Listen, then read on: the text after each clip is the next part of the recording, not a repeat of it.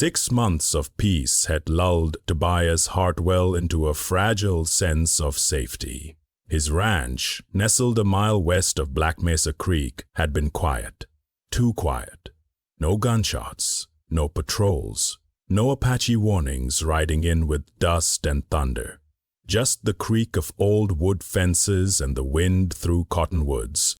So when he saw the dust cloud on the eastern ridge that afternoon, part of him dismissed it as wild horses or cattle rustlers on the run. But then the shapes came into focus. 5 riders, moving fast, too fast, their horses lathered with sweat, hooves tearing up the dry earth like something was chasing them, or like they were the ones bringing trouble. Tobias dropped his fence post and wiped the sweat from his brow, eyes narrowing. Then he saw it, the Warlans, Chief Takakota's grandfather's lance, leaning against the porch rail where Tobias had left it that morning after brushing the eagle feathers. It should have been a symbol of honor. Instead, it turned his blood to ice. What were these men doing? What kind of man rides like hell across someone else's land without warning?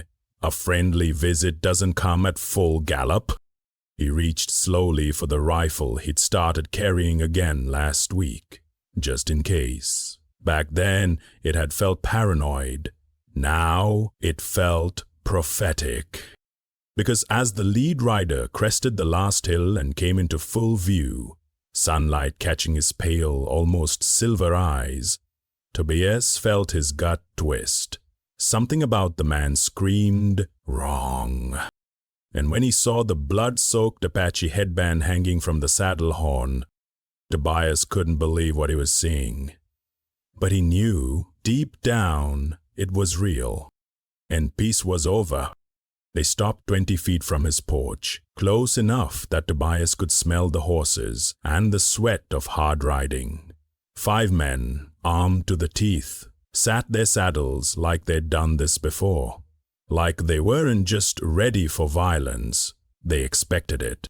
The lead rider dismounted with a lazy confidence that didn't match the look in his eyes.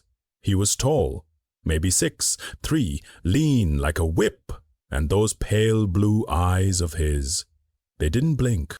"You Tobias Hartwell?" the man asked, voice like gravel and gunpowder. Tobias kept one hand near his rifle, heart hammering like it wanted out of his chest. "Depends who's asking." The man smiled. Not the friendly kind, the predatory kind. "Name's Clayton Morrison. Colonel Morrison was my brother." He held up something that made Tobias' stomach twist. An Apache headband, still wet with blood. "This belonged to your friend, the one who murdered him." The air seemed to vanish from Tobias' lungs. Ayanna wasn't due back until tomorrow. He was supposed to be under federal protection. So why was Morrison holding that headband like a trophy? Then came the offer, a pre-written confession. All Tobias had to do was sign, admit he fabricated evidence. Admit Ayanna was part of a conspiracy to frame a federal officer. And in return, Ayanna might live. Tobias stared at the paper. The breeze lifted its edge like a whisper from the gallows. He didn't move. Couldn't breathe. 5 rifles pointed at him. One wrong word, one twitch, and it was over. He was standing on the edge of something dark, and every muscle in his body knew it.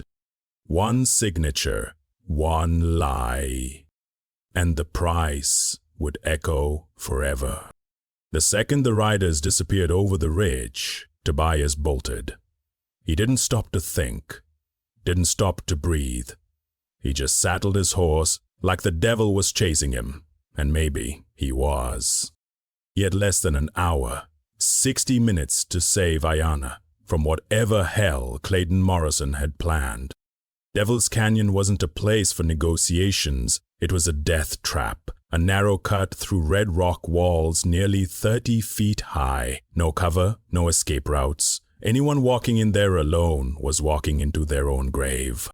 But Tobias had one chance, one hope, and it rested on two things: the trust he'd built with the Apache, and the loyalty of a young deputy who'd stood by him when no one else would. He rode like the wind was pulling him forward, pushing his mount to the limit over rocky hills and dry brush. 10 miles of hard country blurred beneath pounding hooves, until at last the town came into view, dusty, sun-bleached, and half asleep in the afternoon heat. Main Street was nearly empty.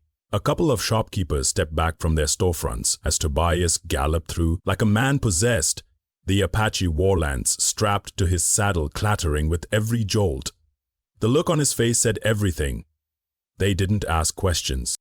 He found Deputy Bradley at the sheriff's office, hunched over a pile of wanted posters. "They've got Ayanna," Tobias said before the door even slammed shut behind him. "Clayton Morrison. He wants me to sign a confession to save him. 1 hour. Devil's Canyon." Bradley's face drained of color. "Morrison's got a brother?" Tobias cut him off. "No time. I need you to ride. Now." He shoved a folded paper into Bradley's hands. "Take this to Miguel Santos at the trading post. Tell him it's from Brother Wolf. He'll know what it means. Then get word to Chief Takakota. Fast." Bradley hesitated. "What about you?" "I'm going to Devil's Canyon. Alone. Just like they asked." Bradley looked ready to argue, but the desperation in Tobias's voice left no room. This wasn't just a rescue mission. It was a last gamble. 1 man against 5 guns, and a canyon built for killing. But if anyone could summon the spirits of war and peace together in one desperate cry for help, it was Tobias Hartwell. The sun was sinking low behind the mazes when Tobias rode into Devil's Canyon. Shadows stretched long and deep across the red rock, turning the narrow path into a corridor of silence and dread. The walls rose almost 30 feet on either side, sheer, unforgiving, and stained with the history of blood. Every hoofbeat echoed like a countdown. He had no backup. No cavalry, just an old Colt 45 on his hip, a Wallens tied to his saddle, and a prayer that the Apache would come through. But Tobias wasn't just gambling his life. He was gambling Ayanna's, the fragile peace between 2 nations, and everything he'd built these past 6 months. He stopped exactly where Clayton Morrison had told him, 1 feet from the ledge where the man now stood. Rifle in hand, boots planted like a statue chiseled out of hatred. "You're on time," Clayton called down. "Means you care about that Indian after all." Tobias didn't answer. He kept his horse steady, hands visible, every instinct screaming not to make a sudden move. Clayton gestured. One of his men appeared on the opposite ledge, dragging a limp body into view. Ayanna. Bound, bloodied, barely upright. Even from a distance, Tobias could see his friend's dark hair matted with blood, his chest rising shallow, but he was alive. Clayton's voice cut through the canyon like a whip. "Let's end this civilized. Toss up the confession, and we walk away." Tobias slowly reached into his coat and pulled out a folded piece of paper, but not the confession. It was a letter, one he'd written back in town. A letter addressed to the territorial governor, the federal marshal's office, and every newspaper west of the Mississippi. "If I die here today," it began, "let this serve as record of the truth." He didn't throw it, not yet.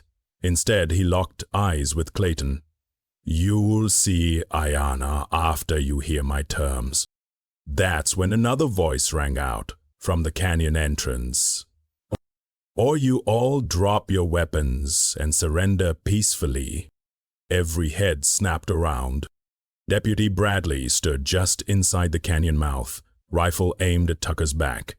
His badge caught the dying sunlight like a star on his chest. His presence wasn't part of the plan, but he'd come anyway. "I followed him on my own," Bradley said loud and clear. "This is still my territory." Tobias's gut clenched. The canyon had just gone from a powder keg to a lit fuse. Any wrong move now could get them all killed. Clayton's face twisted in fury. "You stupid boy. You just killed them both." That's when the first arrow struck, splintering Clayton's rifle stock, sending it clattering to the rocks below. Then another arrow thudded into the shoulder of the man holding Ayanna. He cried out, dropping his prisoner. The Apache had arrived. 6 warriors stood on the canyon rim, bows drawn, positioned with lethal precision. They didn't yell, didn't threaten. They just stared down the barrel of injustice, like ghosts from a blood-stained past. Chief Takakota's voice rang out, first in Apache, then translated. "You have attacked a diplomat under federal protection. Surrender and face justice. Resist and face ours." Clayton looked around, outnumbered, outflanked, and now exposed. "But desperate men don't go quietly," he snarled, barking orders, guns shifting toward targets. One man drew a knife, pressing it to Ayanna's throat. Tobias' heart pounded. All the careful planning, all the positioning, it meant nothing now unless someone made the right move.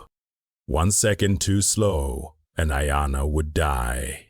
One shot fired, and the canyon would erupt in blood. Tobias gripped the wallens and made a choice. This was no longer a standoff. This was a line in the sand, and he was willing to cross it. The moment the arrows flew, something inside the canyon cracked open. Like the breath everyone had been holding finally let go. Tobias saw Ayanna slump as his captor recoiled in pain, the blade falling from trembling fingers. For a heartbeat, no one moved. Not Clayton, not Tucker, not the gunman with rifles half raised. Even the wind held its breath. Then Chief Takakota's voice thundered down from above. "Clayton Morrison," he called, his English sharp, deliberate. "You have violated the treaty. The diplomat must be released. Now." It wasn't a plea. It wasn't a warning. It was a verdict. And for the first time since this nightmare began, Tobias felt something break through the fear. Hope. Fragile, desperate hope, but real. The balance had shifted. The Apache were here. Ayanna was still alive, and Bradley had risked everything to stand beside him. But Clayton, he wasn't letting go that easily. Snarling, blood on his lips from where the shattered rifle stock had clipped him, Clayton drew a hidden pistol and screamed at the wounded captor above. "Kill him, now." The man, Bobby, froze, knifeless and wide-eyed. "Clay, he's right here! We're surrounded!" "I said do it!" The madness in Clayton's voice was total. This wasn't vengeance anymore. This was desperation from a man watching his entire world collapse. That's when Tobias acted. He didn't shoot, didn't shout. The warlance flashed in the dying light, feathers streaming behind it as it tore through the air, whistling like a scream. It hit Bobby dead center, driving him backward off the ledge with a single brutal impact. The blade meant for Ayanna never reached its target. Silence. Then Clayton spun, pistol swinging toward Tobias with murder in his eyes. But Bradley was faster. One clean shot, one moment of judgment. Clayton Morrison dropped like a sack of rocks, his pistol skittering uselessly across the stone. And just like that, it was over. The remaining gunmen didn't wait. Weapons hit the dirt. Hands went skyward. No one wanted to die for a madman. Above them, the Apache stood silent, watchful, arrows still nocked, but no longer needing to fly. Ayana was safe. Tobias let out the breath he hadn't realized he was holding. Relief didn't feel soft. It felt like collapsing after running miles uphill, like finding a heartbeat after fearing the worst. He dropped to his knees beside the fallen Warlands, pulled it free from Bobby's chest and gripped it like a lifeline. The ancient weapon, once a symbol of war, had just saved a peace. From the canyon rim, Chief Takakota raised his hand. A gesture of thanks, a promise of peace. And in that moment, with dust still settling and echoes fading, hope didn't feel distant. It felt earned. The silence that followed Clayton Morrison's death was absolute. It wasn't just the quiet of a canyon emptied of violence. It was the silence of something ending. Tobias stood motionless, one hand still gripping the blood-slick Warlands, his chest rising and falling with ragged relief. He hadn't noticed how heavy the fear had been until it lifted. Ayana, battered and weak, was helped down from the ledge by two Apache warriors. He stumbled once, but when his eyes met Tobias's across the canyon floor, he smiled. Small, cracked, but alive. "Brother Wolf comes when called," he said softly in Apache. Tobias nodded. Family protects family. Deputy Bradley holstered his rifle and let out a long breath. That was too damn close. Minutes later, the rhythmic thunder of hooves reached their ears. Not wild, not raiders. Federal cavalry. A full detachment from Fort Richardson poured into the canyon entrance. 20 soldiers strong, led by Captain William Hayes. Dust-coated and rifle-ready, they arrived just in time to see the last of the gunmen surrendering to the Apache above. "What the hell happened here?" Hayes asked. Tobias handed him the letter. "This," he said simply, "this is what almost ended everything." Over the next hour, soldiers secured the canyon, collected weapons, and took statements. Clayton's body was covered. Ayana was given water and treated for his wounds. And Tobias, he just sat for a while on a flat stone near the canyon wall, letting the weight of it all slide off his shoulders inch by inch. There was no celebration, not yet. But there was breathing. There was life. And that was enough for now. Later, as the Apache prepared to return to their village, Chief Takakura approached Tobias. "You did not fight like a warrior today," he said in a voice that carried no judgment. "You fought like a man who remembers what peace costs." Tobias nodded. "I had to." The chief looked skyward, then back at him. "Then you're ready for what comes next." As twilight painted the canyon walls in burnt orange and soft purple, Tobias climbed back onto his horse. The warlance, still stained but unbroken, was strapped behind him. But this time, it wasn't a call to battle. It was a reminder of what they'd risked, of what they'd saved. Ayana rode beside him, bruised but upright. Behind them, cavalry soldiers marched, and Apache warriors moved with quiet purpose along the ridges. For the first time in days, maybe weeks, Tobias let himself believe that they hadn't just survived. They had won something. Not with bullets, not with blood, but with truth, with courage, and with the belief that a better way was still worth fighting for. 3 weeks after Devil's Canyon, a knock came at Tobias Hartwell's front door. The air was crisp. Early October cools sweeping across the plains like a fresh breath after a long fever. Captain William Hayes stood on the porch, dust still clinging to his cavalry boots. He didn't come empty-handed. "We finished the investigation," Hayes said, accepting a mug of black coffee Tobias handed him. "It's worse than we thought." Clayton Morrison hadn't acted alone. Behind him stood a vast network. Arms dealers in Chicago, ammo suppliers out of Baltimore, corrupt officials in 3 territories. Their plan had been simple: kill Ayanna, blame the Apache, reignite the war, and profit off the chaos. "But you stopped it," Hayes said, his voice edged with something rare. "Respect."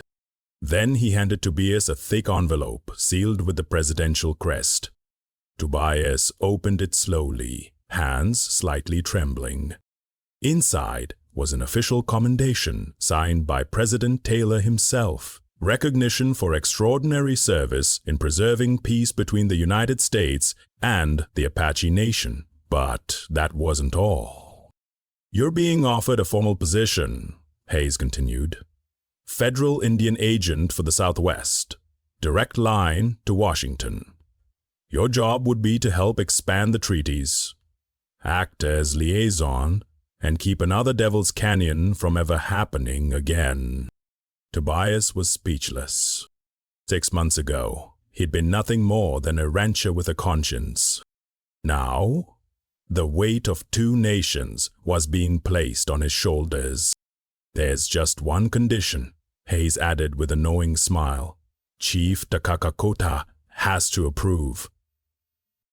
As if summoned by fate itself, hoofbeats echoed in the distance. 20 Apache riders approached, led by Ayanna, now fully healed, and Chief Takakota in full ceremonial regalia. They weren't here for vengeance. They were here to talk about the future. The ceremony began as the last light of day melted behind the mesas, casting the land in amber and shadow. 20 Apache elders formed a perfect circle on Tobias Hartwell's land, each dressed in full ceremonial regalia, feathers, beads, and the weathered wisdom of generations etched into every line of their faces. Tobias stood in the center, humbled, his boots dusted with earth that had seen blood and peace alike. Timber. Ayanna stepped forward first, holding something wrapped in deerskin. Slowly, reverently, he unwrapped it. A new Warlens. It was nearly identical to the one Tobias already carried, but untouched by battle. Its shaft was carved with 2 languages, English and Apache. Eagle feathers braided with olive branches, symbols of strength and peace. "This is not a weapon," Chief Takakota said, stepping beside Tobias. "It is a covenant." He spoke not only to Tobias, but to the entire circle and beyond.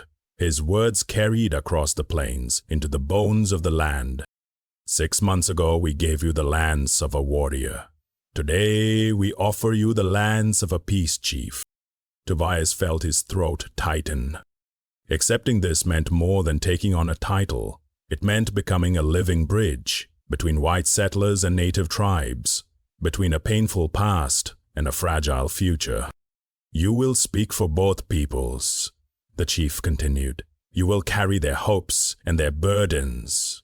And when the time comes, you will sacrifice for both." There was no applause, no fanfare, just silence, the kind that wraps around sacred moments like a prayer. Tobias placed his hand on the new lance. "I accept," he said. The circle held for several seconds longer before breaking into quiet celebration. There was food, music, stories shared by firelight. White townsfolk and Apache warriors sat side by side, not as enemies, but as witnesses to a new beginning. That night, under the stars of New Mexico territory, Tobias Hartwell was no longer just a man caught between 2 worlds. He was the bridge. 2 years later, the Southwest Territory looked nothing like the place it once was. The roads were safer, the schools more diverse. Trade moved smoothly through mountain passes once stained by war. and the sound of drums and fiddle music sometimes rose together over the same campfire. Tobias Hartwell, now both federal Indian agent and peace chief of the Apache, divided his time between dusty council circles beneath the cottonwoods and stiff-backed meetings in Washington, D.C., where powerful men finally learned to listen before speaking. He always traveled with 2 lances. One bore marks of battle, stained by memory and sacrifice. The other was untouched, a symbol of hope. He married a school teacher named Sarah, a woman with a quiet strength who believed just as fiercely in peace as he did. Together they raised 3 children who spoke both English and Apache with equal ease. Children who ran barefoot through wildflower fields and read treaties before bedtime. Deputy Bradley had become Sheriff Bradley, then Judge Bradley, and eventually a territorial congressman. But even in polished boots and behind a desk, he still wore the same silver badge Tobias had handed him back at Devil's Canyon. Justice, it read. Nothing more, nothing less. The Apache people, once pushed to the edge of the land and the law, now held respected ground. 17 bands, 3 Navajo clans, and 4 Pueblo communities had signed expanded peace treaties. Their young studied both tribal tradition and civil law. Their elders sat on councils beside government officials, not beneath them. And every year, on the anniversary of that fateful ride, Tobias returned to his old ranch. He would pour a cup of cool water into the same old tin cup, the one he'd once offered to a thirsty stranger named Ayana. He would sit beneath the wide New Mexico sky, Warlands resting across his lap, and remember, because peace didn't begin at Devil's Canyon. It began with a simple act of kindness. And that's what made it strong enough to last. It didn't start with a treaty. It didn't start with gunfire or speeches or names etched into government ledgers. It started with water, a tin cup, a dusty trail, a man in need. That was the moment, small, almost forgettable, when Tobias Hartwell changed the course of history. Not because he meant to, not because he had a plan, but because when he saw a stranger suffering, he chose to care. Years later, as the territory thrived, children of settlers and tribes played together in fields that once echoed with gunshots. Trade caravans passed through peacefully. Schools taught 2 languages, and the scars of the past, while never erased, had begun to heal. And still, every year, Tobias would walk to that old well on his ranch. He'd fill the same dented tin cup. He'd sit on the porch where the Warlands used to lean, and he'd remember the moment he offered it to a dying man.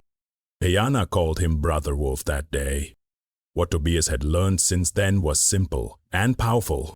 Peace isn't built in grand halls or on battlefields. It begins in the smallest gestures, in choosing to act with humanity when no one's watching, when there's no reward. And those ripples, they travel across rivers, across nations, across generations, like a stone cast into still water. And in a land once torn by fire, those ripples became the foundation for something stronger than victory. This became the legacy of peace,